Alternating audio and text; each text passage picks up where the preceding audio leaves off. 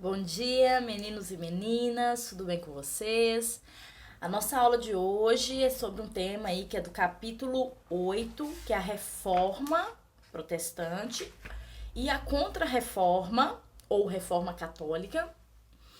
E eu vou começar a falar um pouquinho para vocês desse tema aí, nosso capítulo 8. Antes de entrar de fato no que é a reforma, né? A reforma nós vamos ver que é a maior divisão já verificada no interior do cristianismo, né? A gente vai ver por quê. Durante lá a Idade Média, a gente viu que a religião que era aceita era a religião católica, né? O cristianismo significa a crença em Jesus Cristo.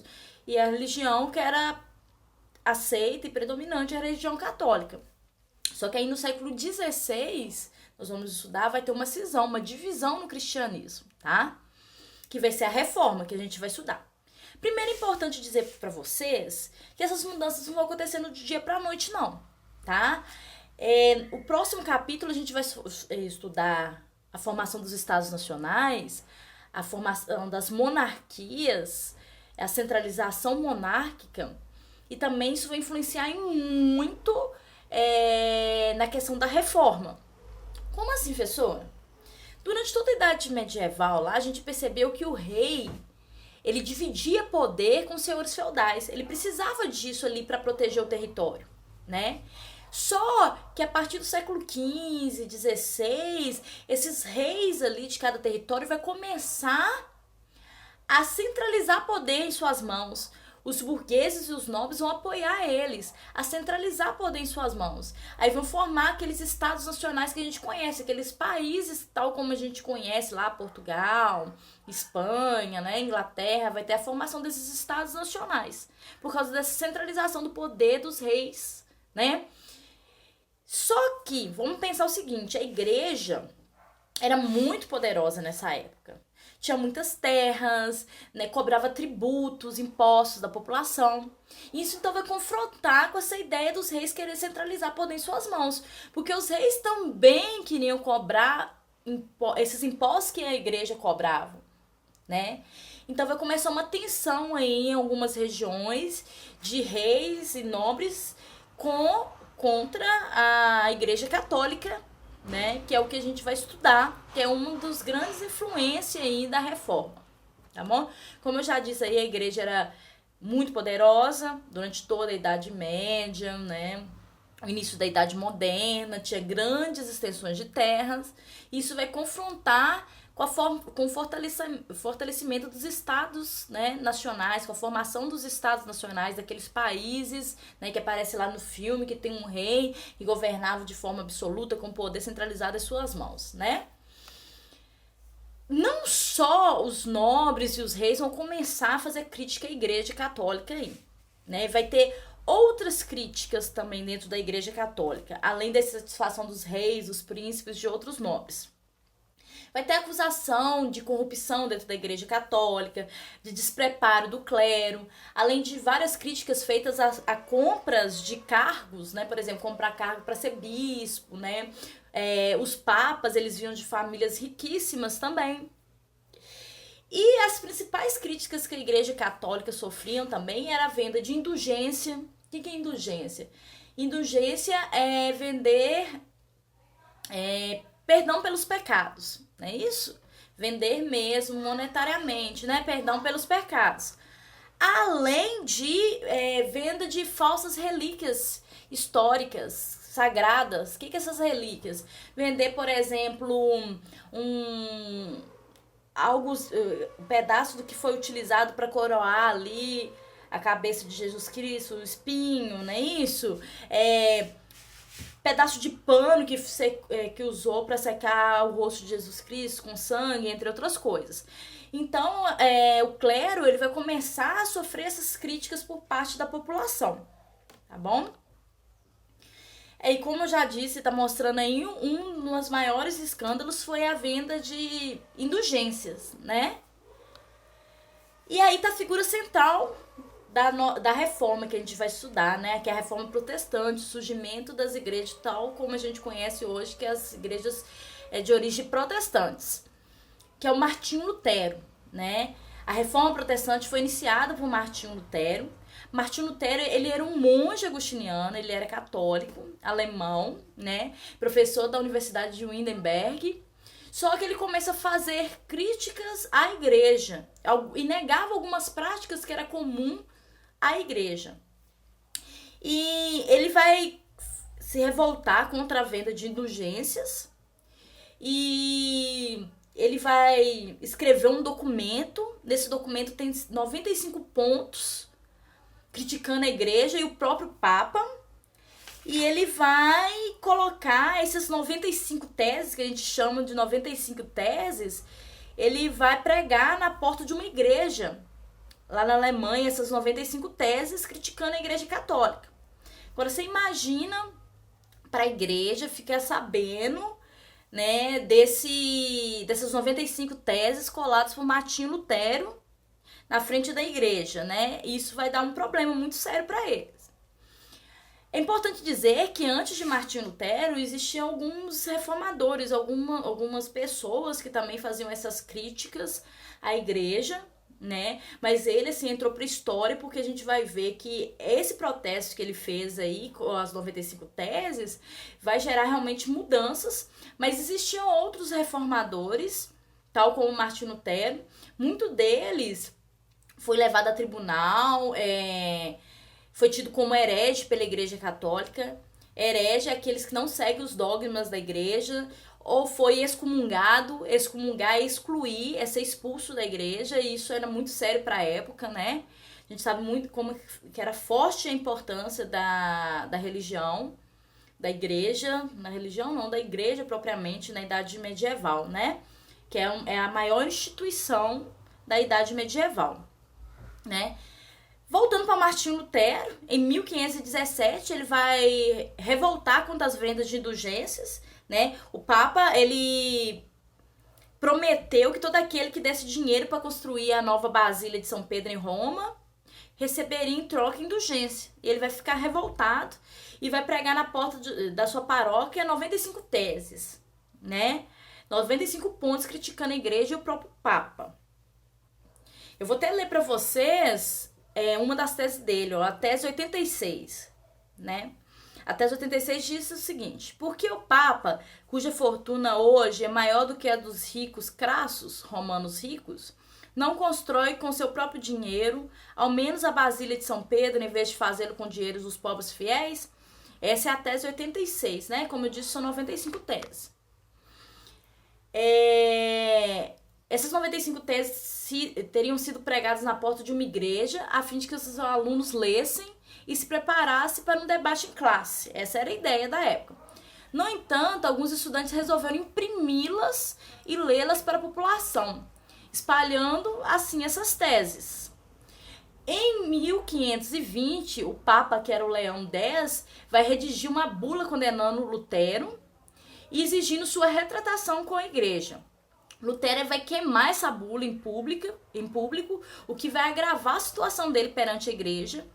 E em 1521, o imperador Carlos V convocou uma assembleia chamada Dieta do Worms, não sei falar, na qual o monge foi considerado herege. Como eu disse, herege é aquele que não segue os dogmas da Igreja Católica, né? Lutero ele foi acolhido por parte da nobreza alemã, que, como já disse, já estava insatisfeita com o próprio Papa, com a própria religião, né? Com a própria religião, não, com a própria igreja. E ele vai refugiar-se num castelo, né? E dentro desse castelo ele vai traduzir a Bíblia do latim para o alemão, tá bom? Então ele vai ser um dos grandes responsáveis, ele vai ser o responsável por essa divisão do cristianismo, porque as suas ideias, né, muitas pessoas vão ter um contato com essas ideias, vão concordar com as ideias de Martinho Lutero, né, e essas ideias vão ganhar cada vez mais forças, né, vão surgir aí a doutrina luterana, ou seja, daqueles que creem no que Martinho Lutero dizia, né. Em cada região, o luteranismo assumiu características diferentes. Por exemplo, no Sacro Império Germânico, que é a Alemanha, teve a liderança de Martinho Lutero. Na França e na Holanda, os princípios de Lutero foram ampliados por uma outra pessoa, que é o John Calvino, também, que é muito importante, que é um dos reformadores, tá? E na Inglaterra, conflitos entre o rei e a igreja vão dar origem a uma outra vertente aí do protestantismo, que é o anglicanismo. Então, olha aí pelo mapa como que o luteranismo, as ideias de Martinho Lutero, elas vão se expandir para a Europa aí. Eu vou falar rapidinho para vocês de um outro reformador, que é o John Calvino, que teve como inspiração Martinho Lutero, mas, querendo ou não, ele tinha as suas diferenças. A revolta dos ideais de Lutero se espalharam pelo continente europeu. Suas ideias foram reformuladas por alguns de seus seguidores, particularmente pelo francês John Calvino. O John Calvino ele vai dinamizar o movimento reformista, né? E ele acreditava na teoria, o John Calvino, da predestinação absoluta. Essa é uma diferença dele para Martinho Lutero. Ele acreditava que a pessoa, quando ela nasce, né, ela é predestinada a alguma coisa ou a outra. Então não há nada que ela possa fazer que possa mudar o destino dela. É como se existisse um livro da vida e assim que eu nascesse já estava escrito e a minha vida vai ser desse jeito, né? Então, para Calvino, a salvação não dependia dos fiéis, e sim de Deus, que escolhe a pessoa que deverão ser salva, que é a doutrina da predestinação. O calvinismo, né, que vem de John Calvino, o que ele pregava, vai expandir rapidamente por toda a Europa, mais do que o próprio luteranismo, vai atingir os Países Baixos, a Dinamarca, a Escócia, cujos seguidores foram chamados de presbiterianos. Na França, os huguenotes. E na Inglaterra, de puritanos. Agora, o anglicanismo, né, que vai surgir na Inglaterra e também faz parte aí dessa reforma protestante. Então, como eu disse, surge na Inglaterra, e quem vai ser o criador do anglicanismo aí é principalmente o rei o rei Henrique VIII, né?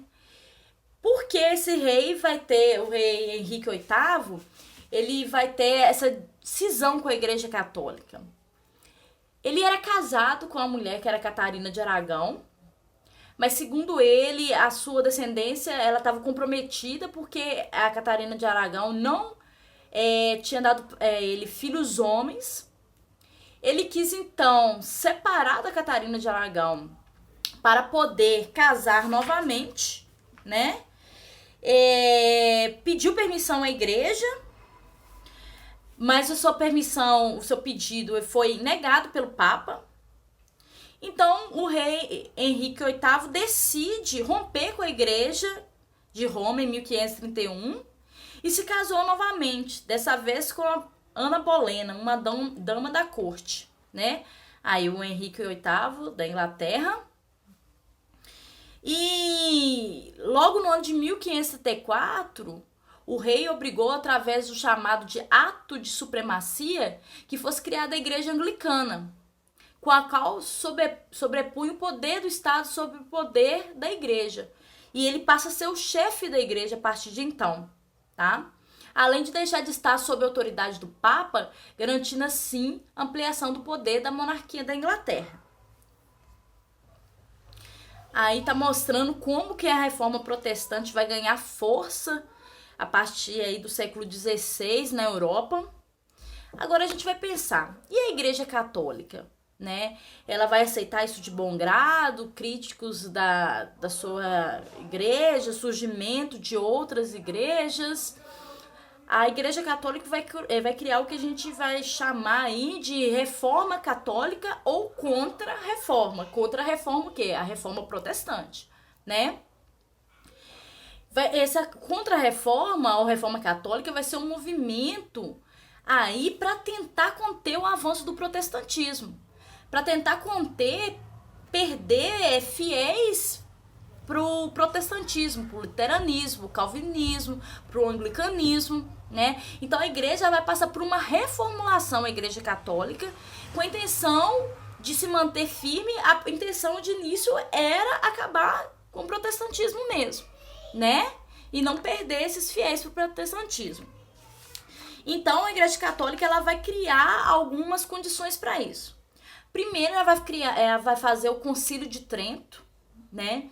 O Concílio de Trento vai ser uma reunião que vai ser convocada em 1545 pelo Papa Paulo III, né? Essa reunião aí, a igreja vai reafirmar várias coisas, por exemplo, vai reafirmar o poder do Papa, vai reconhecer alguns abusos feitos pela Igreja Católica, como por exemplo, a venda de indulgência, vai propor a criação do Index, que é uma lista de livros proibidos para os católicos ler, né? Eu acho que tem até aqui, o Concílio de Trento, né?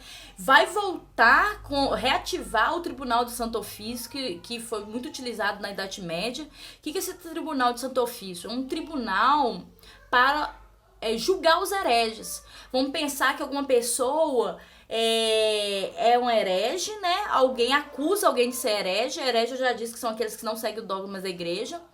Então, essa pessoa ela vai ser julgada por um tribunal da Igreja Católica, que é o Tribunal de Santo Ofício, mais conhecido como Inquisição, né? Foi criado lá no século XII, mas tinha ficado desativado durante um tempo. Então a igreja, depois desse Concílio de Trento, dessa reunião em Trento, vai voltar com esse Tribunal de Santo Ofício. Então a pessoa que for tida como herege, que não segue os dogmas da igreja, poderia ser levada para o Tribunal de Santo Ofício e poderia ser julgada por esse tribunal como herege, ser excomungado da igreja, poderia ser queimado em fogueira, entre outras coisas. Então a gente já viu duas coisas que faz parte da Contra-Reforma, né? Ou Reforma Católica. 3, na verdade. Primeiro, o Concílio de Trento, que vai ser uma reunião para reformular a Igreja Católica.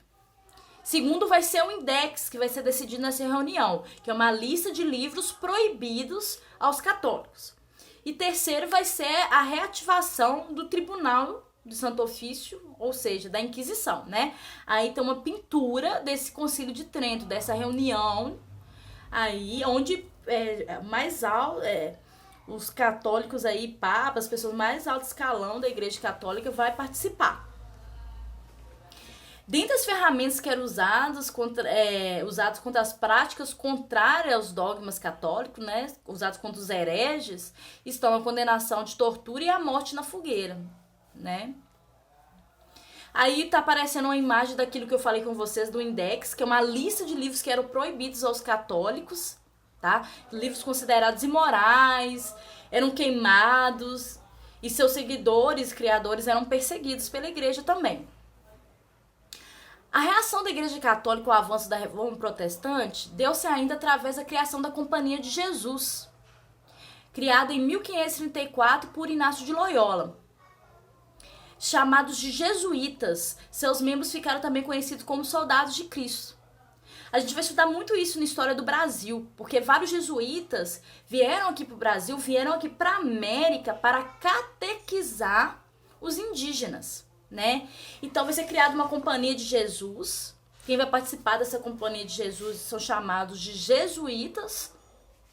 E qual que é a função desses jesuítas? Fazer a catequese, ensinar o catolicismo às pessoas que não conhecem e divulgar e para quem já conhece, né, para quem já é católico, né? Eles eram conhecidos como soldados de Cristo e a obrigação é o ensino da catequese e divulgar a fé católica, como eu já disse para vocês.